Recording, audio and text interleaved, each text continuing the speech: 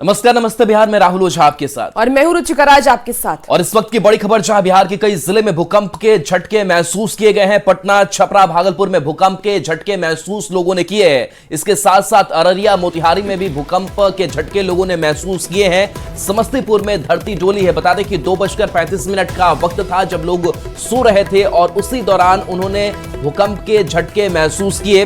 भूकंप का जो केंद्र है वो नेपाल बताया जा रहा है। 5.5 रिक्टर स्केल पर तीव्रता इसकी मापी गई है, यानी कि तीव्रता भी बहुत कम नहीं थी।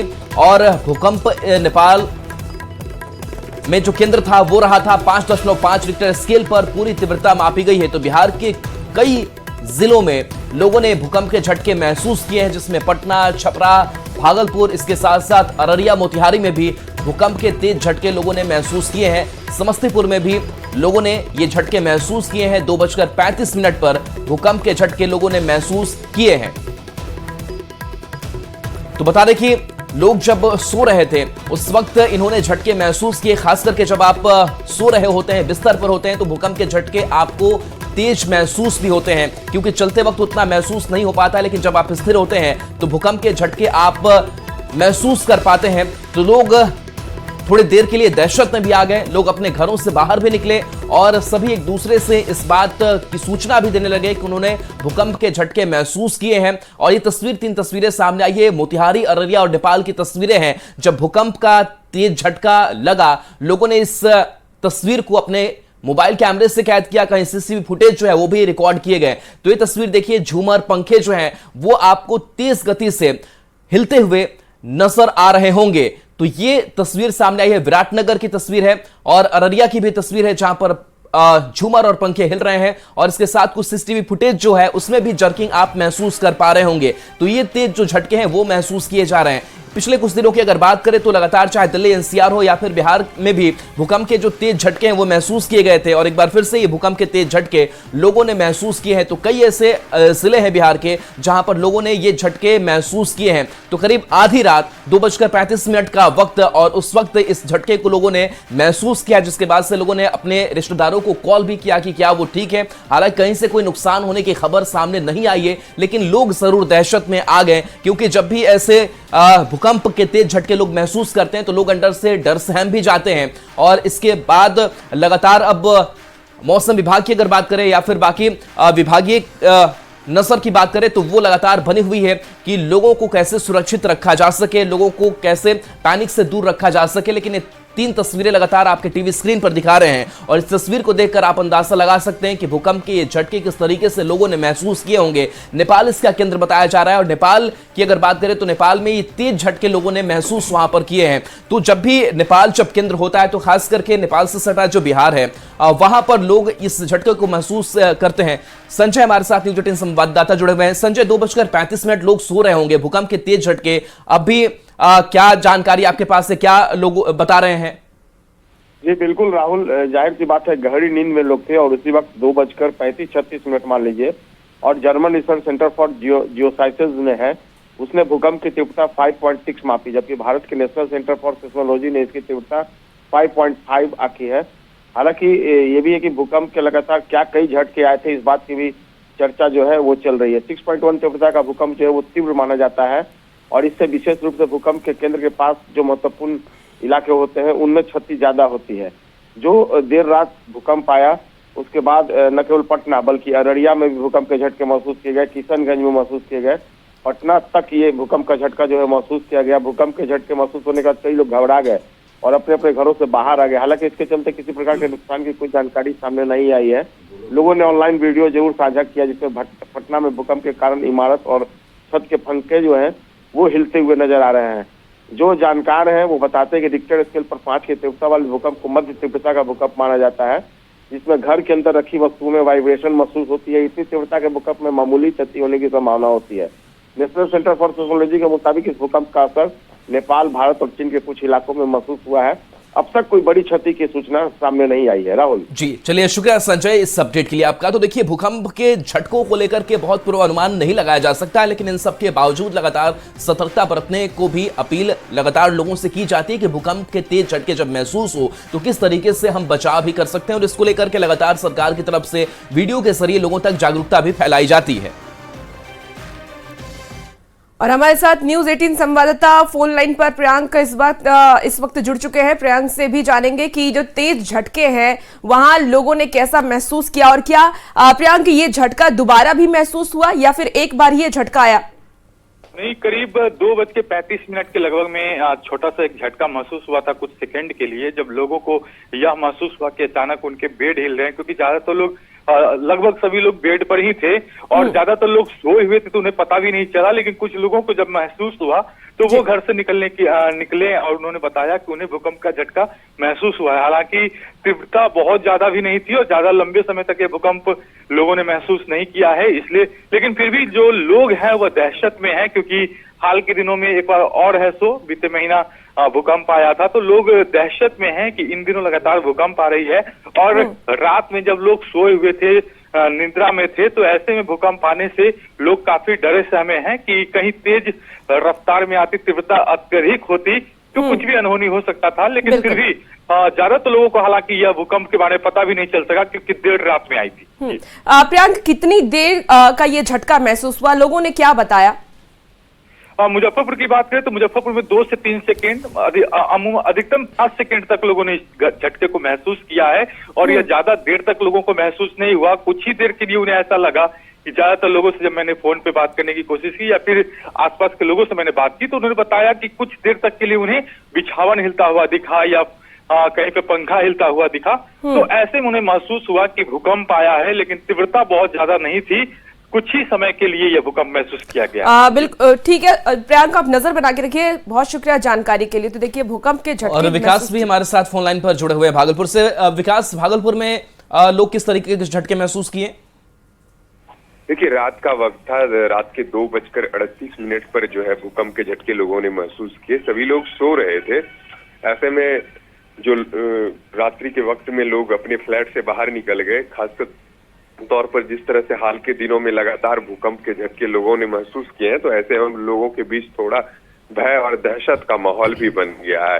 जैसे ही लोगों ने भूकंप के झटके महसूस किए फिर वो बाहर निकले और सोशल मीडिया पर जो है उन्होंने पोस्ट कर एक दूसरे को जानकारी दी, फोन के माध्यम से भी जानकारी दी। हालांकि ज्यादा तीव्रता नहीं थी, लेकिन फिर भी भूकंप के झटके जो है रात में 2:38 पे लोगों ने महसूस किए। तकरीबन 3 सेकेंड तक धरती भागलपुर की हिली है। जी चलिए, शुक्रिया विकास इस अपडेट के लिए आपका। और अब रुक करेंगे बिहार के सियासी खबरों का। तो आज से बिहार विधानमंडल का बजट सत्र है। 28 मार्च तक चलेगा बजट सत्र। तो राज्यपाल के अभिभाषण से इसका आगाज किया जाएगा। 3 मार्च को बजट पेश करेगी सरकार। इस वक्त की आपको बड़ी खबर बता रहे हैं बजट सत्र को लेकर के। आज से बिहार विधानमंडल का बजट सत्र शुरू होगा। 28 मार्च तक ये बजट सत्र चलने वाला है और राज्यपाल के अभिभाषण के साथ जो प्रक्रिया होती है उससे ही बजट सत्र की शुरुआत होगी। 3 मार्च को बिहार का बजट पेश किया जाएगा। काफी अहम इस बार का बजट है क्योंकि इसी साल बिहार में विधानसभा के चुनाव हैं और चुनाव के मद्देनजर देखना यह होगा कि इस बार सरकार बजट में किन किन वर्गों को ध्यान में रखती है, किन किन मुद्दों को ध्यान में रखती है। 3 मार्च को बजट पेश करेगी सरकार। और पटना से बड़ी खबर, जहां तेजस्वी यादव को नीतीश के बेटे से उम्मीद है निशांत के आने से जेडीयू बच जाएगा, ये तेजस्वी यादव कह रहे हैं। पहले भी निशांत का स्वागत कर चुके हैं, तेजस्वी का यह कहना है। और तेजस्वी ने साथ ही कहा कि निशांत राजनीति में ना आए, इसलिए कुछ बीजेपी और जेडीयू के मंत्री बैठक कर रहे हैं कि उनको राजनीति में आने ना दिया जाए।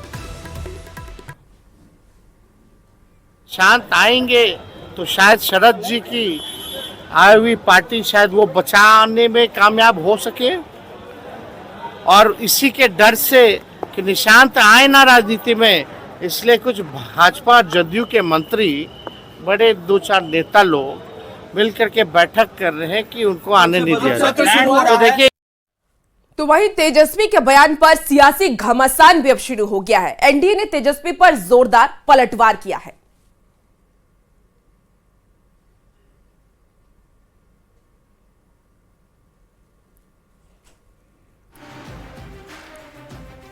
तो देखिए, तेजस्वी यादव ने निशांत पर एक बहुत बड़ा बयान दे दिया। उन्होंने कहा कि बहुत सारे ऐसे बीजेपी के नेता हैं जो निशांत को राजनीति में आने नहीं देना चाहते हैं। और इसी पर अब एनडीए के नेता लगातार तेजस्वी यादव पर पलटवार कर रहे हैं, क्योंकि कई ऐसे एनडीए के नेता हैं जो अभी भी कहते ये नजर आ रहे हैं कि निशांत को राजनीति में आना चाहिए।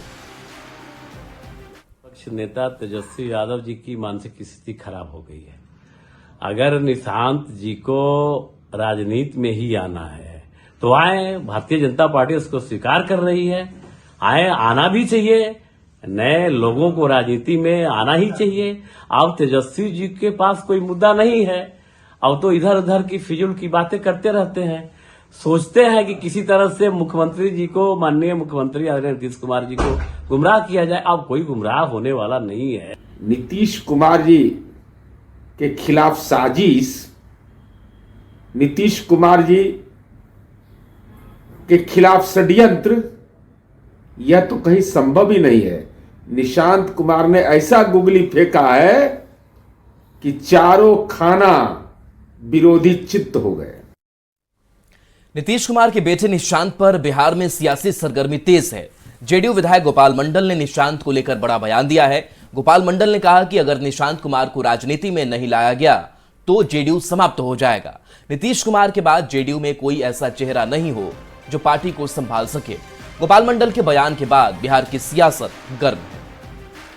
की बार तो नीतीश कुमार का चेहरा लेके लड़ जाएंगे, अगले बार कौन लड़ेगा? तो निशांत को लाया जाए।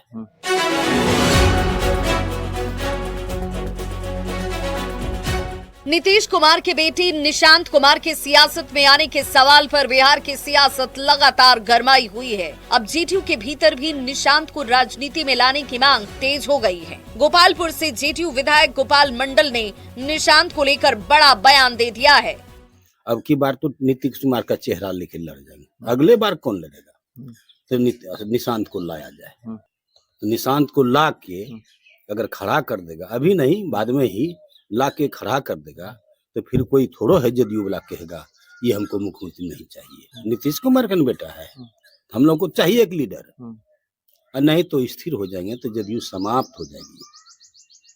ऐसा कोई चेहरा नहीं है नीतीश कुमार के अलावा जेडीयू को संभाल सकता। जेडीयू विधायक गोपाल मंडल के बयान पर सियासत गर्मा चुकी है। जेडीयू के दूसरे नेता और सहयोगी बीजेपी जहां सधे हुए अंदाज में बयान दे रही है और सब कुछ नीतीश कुमार और उनके बेटे निशांत पर छोड़ चुकी है, वहीं विपक्ष के नेता का कहना है कि अब जेडीयू कुछ भी कर ले, उनकी नैया डूबने वाली है। देखिए, गोपाल मंडल जी ने जो निशांत जी के संबंध में बयान दिया है, ये कहीं ना कहीं जनता दल यू के अंदर जो बेचैनी है, जनता दल यू के विधायकों में जो बेचैनी है, उसका प्रकटीकरण है। और यह स्पष्ट रूप से दिखता है।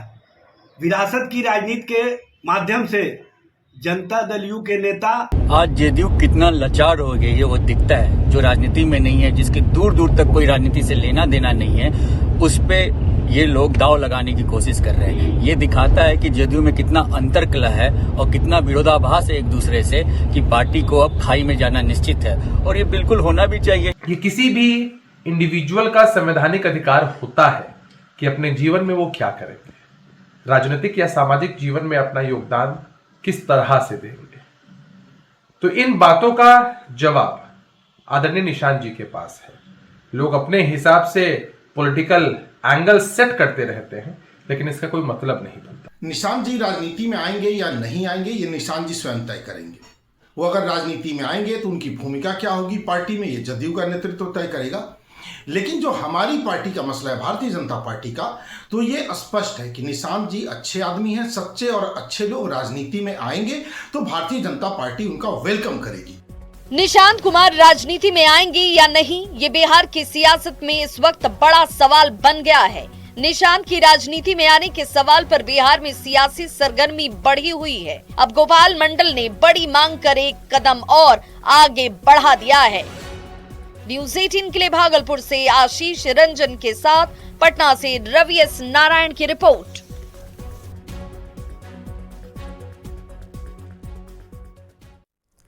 नीतीश मंत्रिमंडल में बीजेपी कोटे से मंत्रियों का पद भरे जाने के बाद अब विभागों का बंटवारा कर दिया गया। नए मंत्रियों को विभाग मिलने के साथ कुछ पुराने मंत्रियों के भी विभाग बदले गए हैं। हालांकि जेडीयू कोटे के मंत्रियों के विभाग में कोई बदलाव नहीं हुआ है।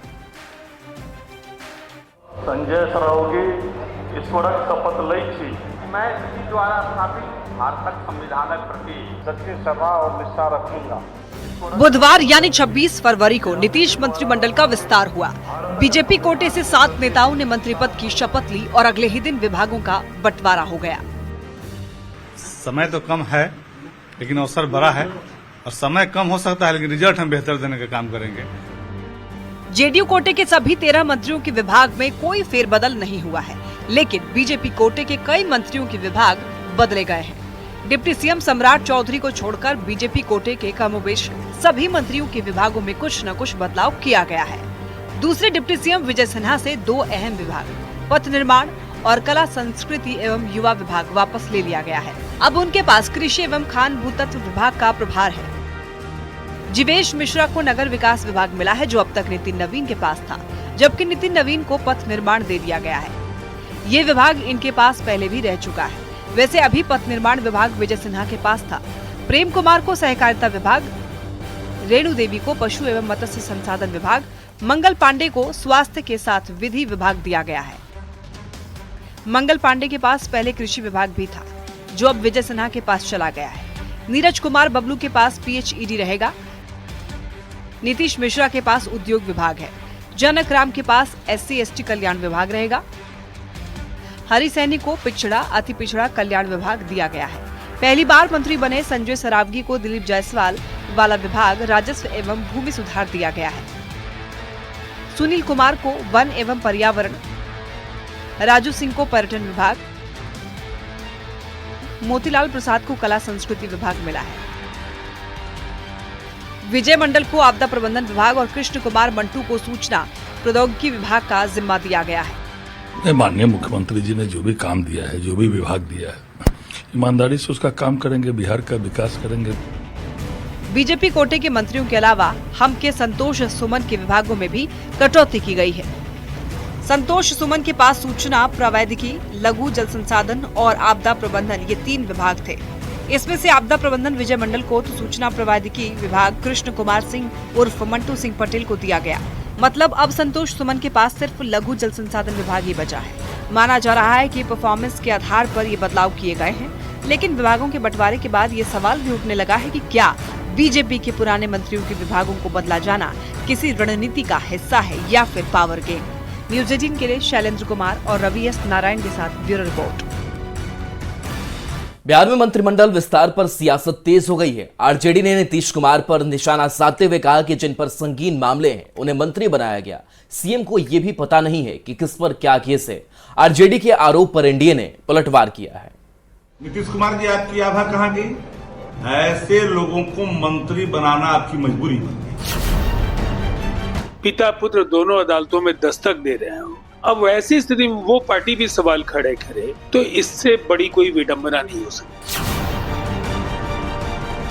बिहार में मंत्रिमंडल विस्तार सियासी सुर्खियों में है।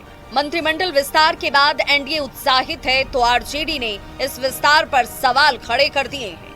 आरजेडी का कहना है कि विभाग के बंटवारे पर सीएम नीतीश की नहीं चली। जिन पर संगीन मामले हैं उन्हें मंत्री बनाया गया। सीएम को ये भी पता नहीं कि किस पर क्या केस है। आरजेडी की तरफ से मंत्रिमंडल विस्तार पर सवाल उठाने के बाद जेडीयू ने जोरदार पलटवार किया है। नीतीश कुमार जी, आपकी आभा कहाँ गई? आपका यूएसपी मंत्रिमंडल के विस्तार में मरता हुआ दिखाई पड़ा। जिन पर संगीन मामले हैं, ऑलरेडी इन्वेस्टिगेशन ऑनगोइंग है, गंभीर आरोपों के घेरे में है, ऐसे लोगों को मंत्री बनाना आपकी मजबूरी बन गई कि इनको ये बात का भी इल्म नहीं कि किस पर कौन से संगीन मामले चल रहे हैं। तो जिस पार्टी के सुप्रीमो सजा याफ्ता हूं, जानवरों का चारा खाने का आरोप लगा, उस आरोप में सजा याफ्ता होने के बाद अब जॉब, लैंड फॉर जॉब के मामले में पिता पुत्र दोनों अदालतों में दस्तक दे रहे हो।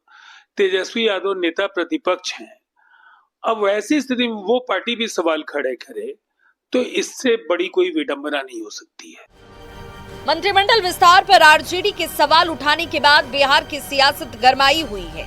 सीएम नीतीश पर निशाना साधने के बाद बीजेपी ने आरजेडी पर हमला बोला। बीजेपी ने कहा कि आरजेडी के पास कोई मुद्दा ही नहीं है। आरजेडी मुद्दा विहीन है। चाल चरित्र चेहरा की बात करने ये शब्द आरजेडी के मुंह से शोभा नहीं देते। पारदर्शिता के साथ अपराध और भ्रष्टाचार पर लगाम लगाते हुए विकसित बिहार बनाने की ओर कदम बढ़ाएगा। ये डबल इंजन की सरकार डबल गति से, दोहरी गति से विकास की गाड़ी को आगे बढ़ा रही है और अभी जो आदरणीय मुख्यमंत्री जी ने नए सदस्यों को अपने मंत्रिमंडल में शामिल किया है। नीतीश मंत्रिमंडल में बीजेपी कोटे से मंत्रियों का पद भरे जाने के बाद अब विभागों का बंटवारा भी कर दिया गया है, लेकिन मंत्रिमंडल विस्तार पर सियासत है जो थमने का नाम ही नहीं ले रही। आरजेडी ने बीजेपी कोटे के नए मंत्रियों पर सवाल उठाए हैं, लेकिन एनडीए इस विस्तार से पूरे आत्मविश्वास से भरी हुई है। बिहार चुनाव से पहले जातिगत समीकरण साधने की पूरी कोशिश की गई है। नीतीश कुमार ने बीजेपी से 7 मंत्री बनाकर नया दांव खेल दिया है। न्यूज़ 18 के लिए पटना से रवि एस नारायण के साथ धर्मेंद्र कुमार, मुजफ्फरपुर से प्रियांक सौरभ, दिल्ली से अमितेश सिंह की रिपोर्ट। तो इस वक्त रुकेंगे एक छोटे से ब्रेक के लिए, जल्द हाजिर होते हैं।